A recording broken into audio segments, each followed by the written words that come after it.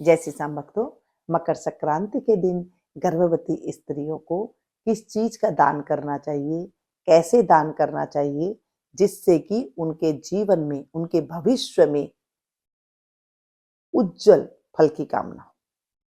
जो बच्चा हो वो भी अच्छा ज्ञानी हो, समझदार हो, सुशील हो और उनके जीवन में कोई कष्ट ना आए, तो वो आज मैं आपके साथ शेयर करूंगी।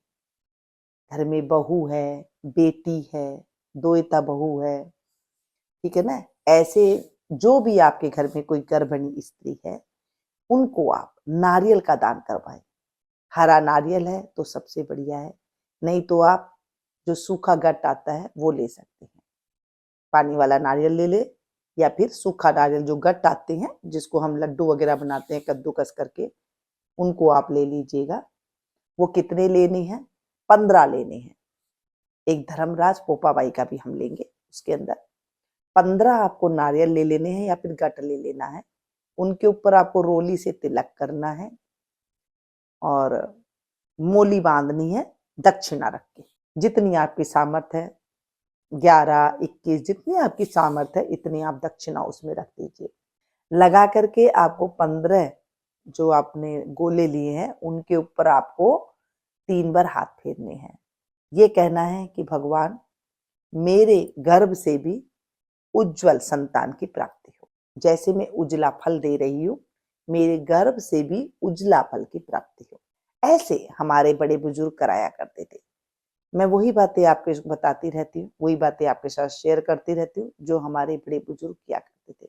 देखिए, आप मेरी फैमिली हैं, आप मुझे पसंद करते हैं और आप मेरी वीडियो देखते हैं, तो मेरा भी यही कर्तव्य है कि मैं इन बातों को शेयर करूं जो हमारे बड़े बुजुर्ग किया करते थे। ये नेग इतने पावरफुल होते हैं कि अगर कोई संकट आने वाला होता है ना, जैसे आजकल गर्भ में जैसे ही बच्चा आता है तो डॉक्टर ऑपरेशन बता देता है, और जो बच्चा होता है ऐसे कहते हैं कि उसको आप लेट जाओ, जो भी माँ होती है जिसके पेट में बच्चा होता है उसको कह देते हैं कि आप लेट जाओ, और फिर लास्ट में उसको जो है ऑपरेशन कर देते हैं। ये संकट टल जाते हैं जब आप इस तरह के छोटे छोटे से, हमारे जो शास्त्रों में लिखे हुए हैं, इस तरह से आप जब कोई दान पुण्य करते हैं।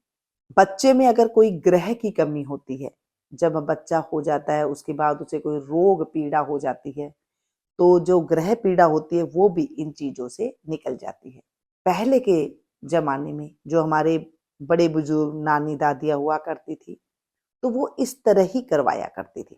हमारे शास्त्रों में भी ऐसा ही कहा गया है कि गर्भिणी स्त्री को किस चीज का दान करना चाहिए। ऐसे आपको कहीं पर भी नहीं मिलेगा जो बातें मैं आपके साथ शेयर कर रही हूँ। ये बातें छिप गई है, आज इन बातों को कोई चर्चा ही नहीं करता है।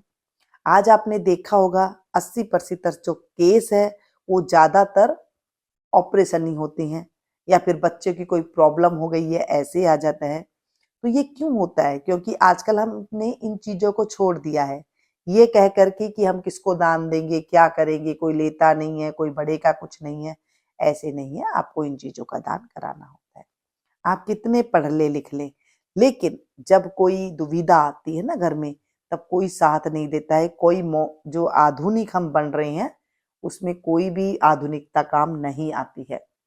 जब हम भगवान को मानते हैं, भगवान के कुछ ऐसे कर्म करते हैं जिसकी वजह से हमारे जो संकट होते हैं वो तो कटते ही कटते हैं, साथ में जो बच्चे का भविष्य है वो उज्जवल हो जाता है। ये भी एक तरह के संस्कार माने गए हैं। बोले विष्णु भगवान की जय। वैसे पहली बार अगर आप करवा रहे हैं, किसी को नई दुल्हन आई है, तभी भी आप यही नारियल लेकर के करवा सकते हैं, और या फिर गुड़ के साथ उसको शुरुआत करवा सकते हैं। ये 2 चीजों से ही शुरुआत की जाती है, कोई मीठे चीज से या फिर नारियल।